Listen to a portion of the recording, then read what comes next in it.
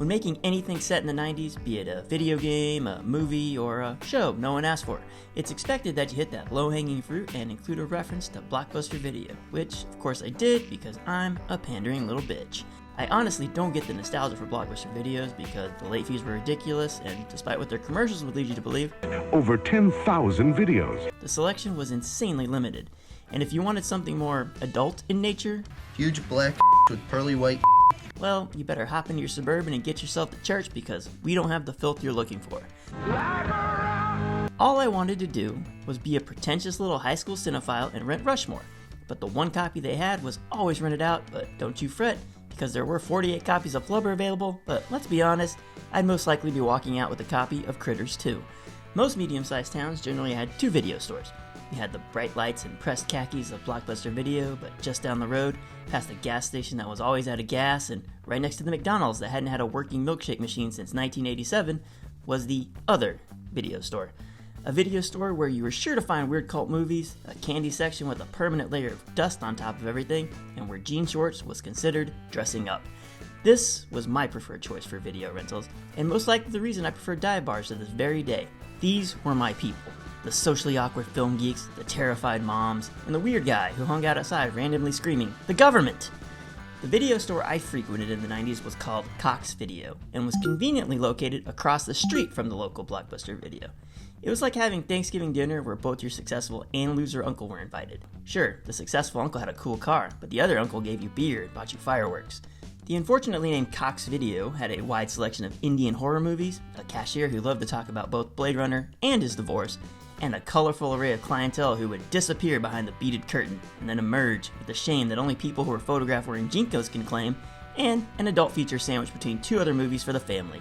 I think my favorite memory of this particular video store was browsing with my friends on a Friday night and observing a very clean-cut looking man discreetly enter the adult section, emerge a few moments later, rent his motion picture, climb into his Jesus Fish adorned Ford Explorer, and then drive off, only to return about 45 minutes later to return the very same video. After he walked out, the cashier then looked over to us, held up the tape that hadn't been rewound, and proclaimed, "I guess we know where the good part is." I am not exaggerating when I say that I have been chasing that level of laughter ever since. Look, I understand the nostalgia of browsing videos for hours, being enchanted by box art, and occasionally finding the rare movie you might never have watched otherwise. Ooh, Navy SEALs! I have those great memories too, but I also have more memories of browsing for hours to only come home with utter shit. That happened way more often, and that was your entire weekend. I begged my dad to get a video membership at our local grocery store just so I could rent this particular video game for Nintendo. X-Men. Look at this cover! I thought about this game for months before I was able to finally play it, so when I actually had it in my grubby little hands, the anticipation was unparalleled. We were all excited in 2019 for Avengers Endgame, but in 1992, with my tiny worldview and utter lack of knowledge about most things, this was it. I popped that game into my Nintendo, ejected it, blew in it, repeated that a few more times, but when that baby finally kicked in, I knew I was in for the most definitive moment of my young life. Reality quickly set in when the game was total and utter garbage. And it was a 5-day rental. And I fucking returned it late, so I had to pay back my dad $3 on top of it.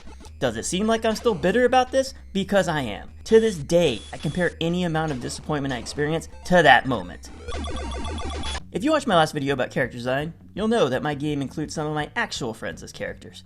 This little sassy Blockbuster employee is Becky, my real-life good friend and a former Blockbuster employee in Newton, Kansas.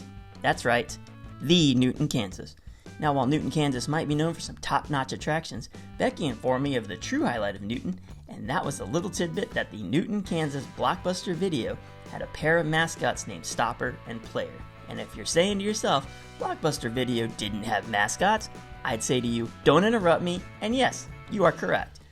Blockbuster Video didn't have mascots, but like a cop in an 80s movie, this particular Blockbuster Video played by its own rules and decided that it wasn't enough to provide this small town with 90 copies of Beverly Hills Ninja, but they also needed to horrify them into compliance by visiting the local insane asylum and commissioning the guy who made the Annabelle doll into crafting 2 children that will forever haunt your dreams. What's not to like about the dead eyes, the teethless mouths, and my absolute favorite, the exposed human hands, almost saying to you, I stole a witch's broom, and she cursed me by trapping my body inside of this fleece prison.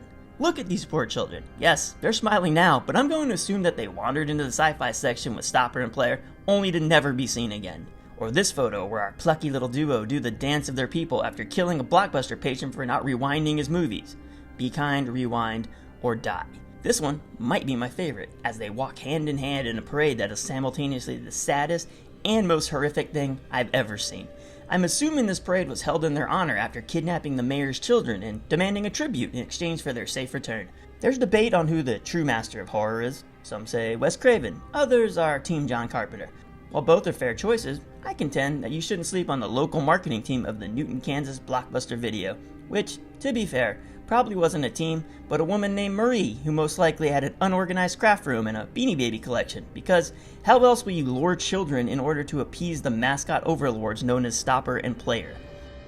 Thanks for watching my latest devlog on solo developing my indie game, Friday Night 1998. Keep following me for more progress on the game, weirdly specific deep dives into the absurdities of the 90s, and nightmare fuel for your immediate future. Until then, be kind, rewind, or Stopper and Player will kill you. See ya!